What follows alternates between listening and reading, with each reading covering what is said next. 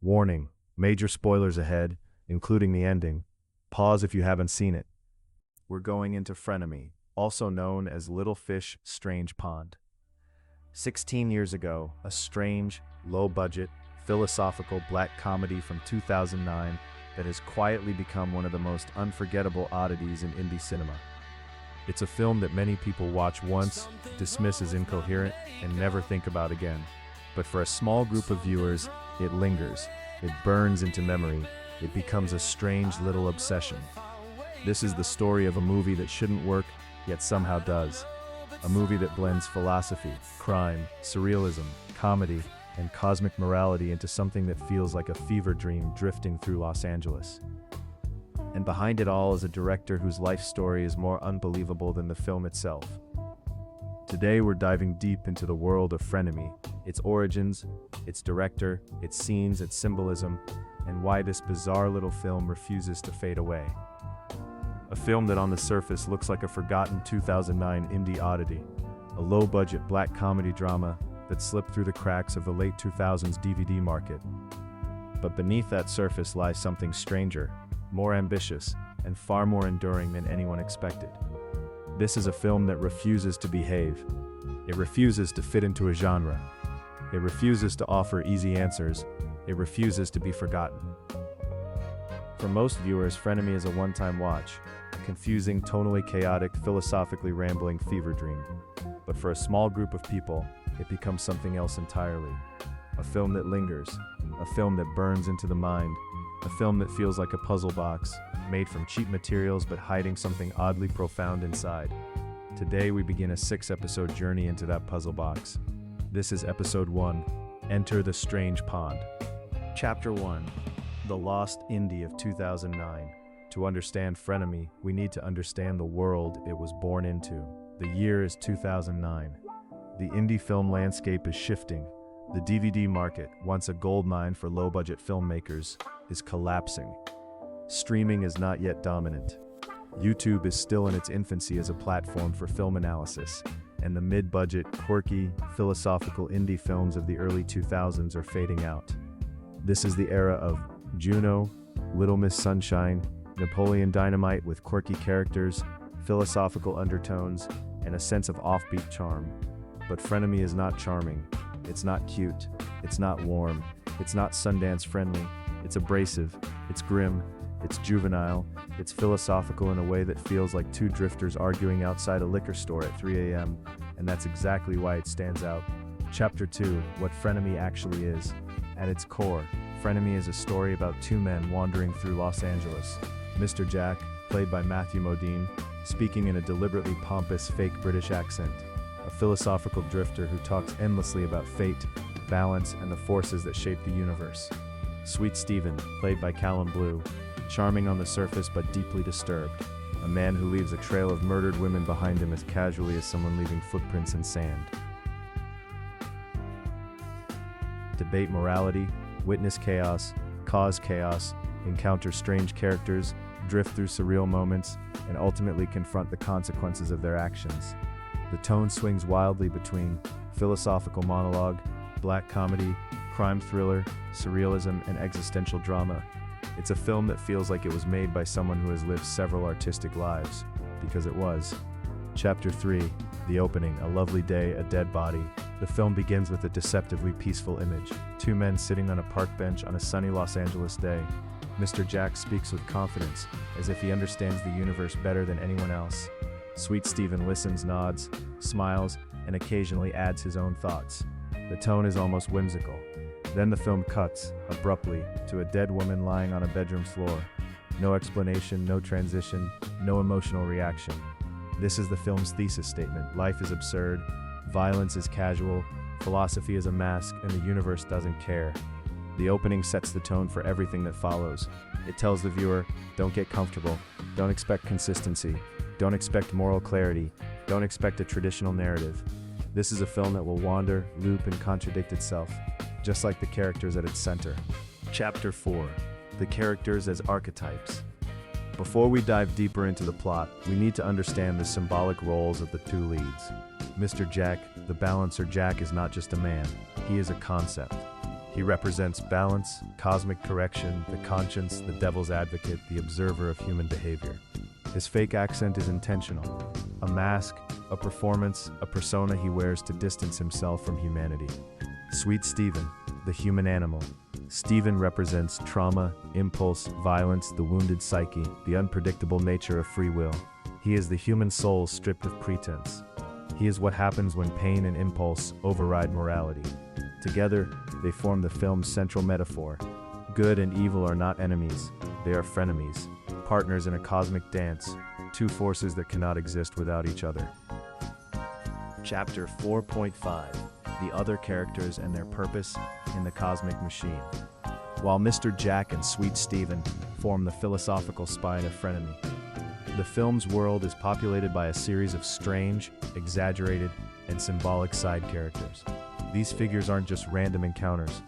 They function like archetypes, tests, and mirrors that reveal deeper truths about Jack and Stephen's dynamic. Each one represents a different facet of the film's worldview. Bucky, the gatekeeper of vice, played by Galifianakis. Bucky is the pawn shop clerk who becomes the centerpiece of one of the film's most chaotic sequences. But symbolically, Bucky represents temptation, the mundane face of vice, the everyday person who lives in a strange pond without questioning it. He's not evil, he's not philosophical, he's not even particularly aware. He's just there, floating through life, reacting to chaos with confusion and resignation. In the cosmic metaphor of the film, Bucky is the neutral fish, the one who swims without thinking, without questioning, without resisting the current. His presence highlights the contrast between Jack's cosmic awareness, Stephen's violent impulses, and the average person's obliviousness. Bucky grounds the film in a recognizable reality, even as everything around him spirals into absurdity. The first-time robber, the chaos catalyst. The nervous robber who bursts into Bucky's shop is more than a comedic gag. He represents chaos without intention, the kind of random, meaningless disruption that the universe throws at people. He is incompetent, scared, unprepared, and symbolic of accidental evil. Unlike Stephen, who kills with intention, the robber is a reminder that violence doesn't always come from malice. Sometimes it comes from fear, stupidity, or desperation. His presence forces Jack and Stephen into a moment of clarity. Jack remains calm, observing the situation like a cosmic referee. Stephen becomes agitated, revealing his discomfort when chaos isn't under his control. The robber exposes the cracks in their dynamic. Officer Tommy, the broken justice system. Adam Baldwin's character, Officer Tommy, is the closest thing the film has to a traditional protagonist, but he's also deeply flawed. He represents institutional justice, the illusion of order, the failure of authority. Tommy is alcoholic, frustrated, reactive, and constantly one step behind. He is the embodiment of a system that tries to correct and balance, but is too damaged to do so effectively. In the cosmic metaphor, Jack is the true balancer, Stephen is the disruptor, Tommy is the failed human attempt at justice. His presence reinforces the idea that the universe corrects itself, not the institutions built by people. The judge of the public spectacle. The surreal talk show host who berates a young murderer is one of the film's strangest recurring elements. He represents public judgment, performative morality, society's obsession with punishment as entertainment. He is the Greek chorus of the film, a loud, exaggerated voice that mocks the idea of justice while pretending to uphold it. His segments remind the viewer that morality is often a performance, society loves to judge but hates to understand, the real evil happens off camera. He is the false judge, while Jack is the true judge. The young murderer on the talk show, the mirror of Stephen. The boy being roasted on the talk show is a symbolic reflection of Sweet Stephen, the trauma that shapes violence, the idea that killers are made, not born. The host mocks him, but the film treats him as a tragic figure. The homeless men, the test of humanity. The homeless characters who appear throughout the film, especially in the final act, represent the forgotten, the ignored, the invisible casualties of society. Their interactions with Jack and Stephen reveal Jack's detachment, Stephen's unpredictability, the world's indifference. They are the background noise of the strange pond, the people who exist outside the moral spotlight. The waitress, the human consequence. The waitress who becomes one of Stephen's implied victims represents innocence caught in the crossfire, the collateral damage of imbalance, the human cost of Stephen's impulses. She is not symbolic in the same way the others are. She is the real-world consequence of the film's philosophical ideas. Her presence grounds the film's cosmic themes in real human suffering. Why these characters matter. Each side character is a piece of the puzzle. Bucky equals the neutral fish. Robert equals accidental chaos. Tommy equals failed justice. Talk show host equals performative morality. Murderer boy equals trauma reflection. Homeless men equals forgotten humanity. Waitress equals real consequence. Together they form the ecosystem of the strange pond. They show that Jack and Stephen are not isolated. Their actions ripple outward, the world reacts, distorts, and reflects their imbalance. These characters make the film feel alive, surreal, and symbolic, and they deepen the cosmic metaphor at the heart of Frenemy. The talk show segments are some of the most misunderstood parts of the film. Many viewers see them as random filler, but they serve a crucial symbolic purpose. They represent society's obsession with judgment. The host mocks a young murderer, turning trauma into entertainment. This mirrors true crime TV, tabloid culture, public shaming, moral spectacle. They contrast with Jack and Stephen's private morality. While the talk show publicly judges a child, Jack privately judges Stephen. One is performative, one is cosmic. They foreshadow the ending. The talk show world eventually merges with the main narrative, suggesting the world is a stage, morality is a performance, judgment is inevitable. The talk show host is the false judge, while Jack is the true judge. The ending of Frenemy, also known as Little Fish, Strange Pond, is one of the most divisive conclusions in any low-budget indie film of the 2000s. For some viewers, it feels abrupt, surreal, and incoherent. For others, it's the moment where the entire film finally reveals its true shape. But what's most surprising is this. Gregory Dark did explain the ending, not in a literal way, but in a philosophical one, and once you understand his explanation, the entire film snaps into focus, breaking down the final act, the symbolism, the loop, the limbo, and the director's own words about what the ending means. The final loop, when reality starts to break. The last 15 minutes of Frenemy feel like the film is collapsing in on itself. Characters reappear, scenes echo earlier moments, the talk show world bleeds into the real world, Stephen becomes the performer, Jack returns to his cosmic role, the day seems to restart. This is not sloppy writing. This is intentional. The film is revealing its true nature. The world of Frenemy is not literal Los Angeles. It is a closed system, a moral loop, a purgatory. Gregory Dark hinted at this in interviews, saying the film was about cycles of behavior, cycles of violence, and the idea that some people never escape the patterns they're trapped in. He never said purgatory, but he didn't need to. The film says it for him. In the final act, Stephen is forced into a violent confrontation and then into a symbolic performance on the talk show. This is not literal. It is metaphorical punishment. Stephen's arc is not about redemption. It's about reckoning. Throughout the film, he kills, he lies, he hides behind charm, he refuses to confront his trauma. The universe, represented by Jack, has tolerated this imbalance long enough. So the ending forces Stephen to face judgment, face the public, face himself. The talk show host becomes the false judge, but the universe is the true judge. Stephen's punishment is not death, it's repetition. It's the loop. He must relive the day until balance is restored. The balancer returns to his post. Jack's final scenes are calm, almost serene. He is not punished, he is not rewarded. He simply returns to his role. Gregory Dark described Jack as a man who sees the world differently, who understands the balance of things. He never confirmed whether Jack is the devil, a guardian, a conscience, a cosmic force, or a hallucination, but he did say that Jack represents the part of us that watches, that knows, that understands the consequences. Jack is the observer, the balancer, the cosmic accountant. When the loop resets, Jack is exactly where he began, because he is not meant to change. This is where it gets good, and why I think the movie is brilliant for some people and unbearable for others. Mr. Jack and Sweet Stephen aren't just two random guys. They're symbolic. Most viewers, including me, see them as personifications of good and evil. Or supposedly, Mr. Jack feels like the devil, or a higher power, or your conscience, the voice that knows all the answers and loves to talk about balance. He quotes sympathy for the devil, trips kids for fun, and keeps reminding Steven that the universe demands equilibrium. Sweet Steven is the flawed human soul, charming on the surface but a blood-sucking killer underneath. He's the one acting on dark impulses, dealing with trauma, making free choices that somehow feel predetermined.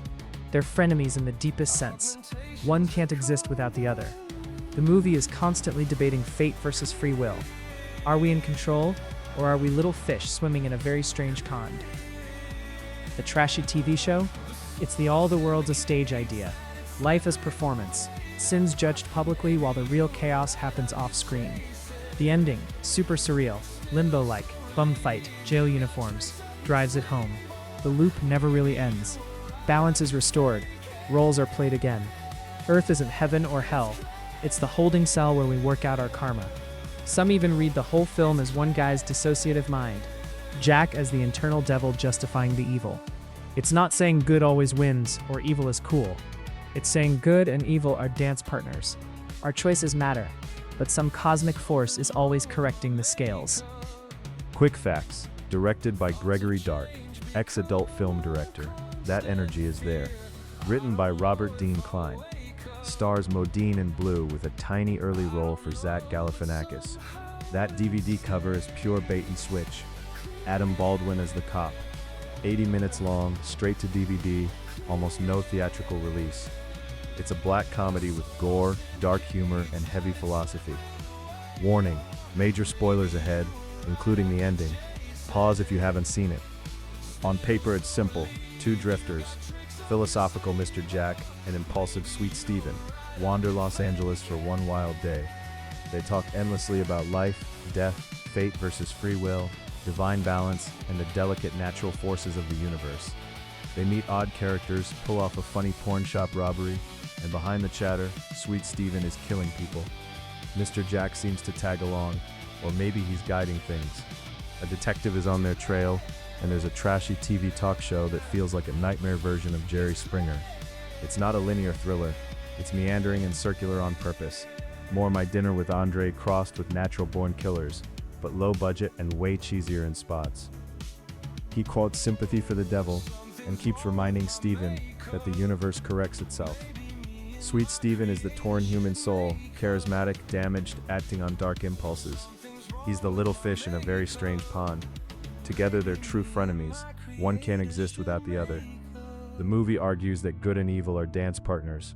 We have choices, but some cosmic force always restores equilibrium. Life is a stage, Earth is purgatory, and we're all performing our roles while karma does its thing. The surreal ending, limbo, bumfight, jail uniform seals it, the loop continues. I liked it because it dares to be different. Yes, it's cheesy and strange, but that's part of the charm for an indie black comedy. My favorites? The shop robbery, Modine's over-the-top lines, and how the whole thing circles back to balance. If you enjoy quirky films that mix laughs with big ideas, even if they're imperfect, give this one a chance. While Sweet Steven leaves a trail of murdered women in their wake. So, is Little Fish Strange Pond a hidden gem, a messy troll, or a solid cheesy indie comedy? For me, it's all three, and that's why it stuck with me. Have you seen it? Did the philosophy click for you, or did the cheesiness win?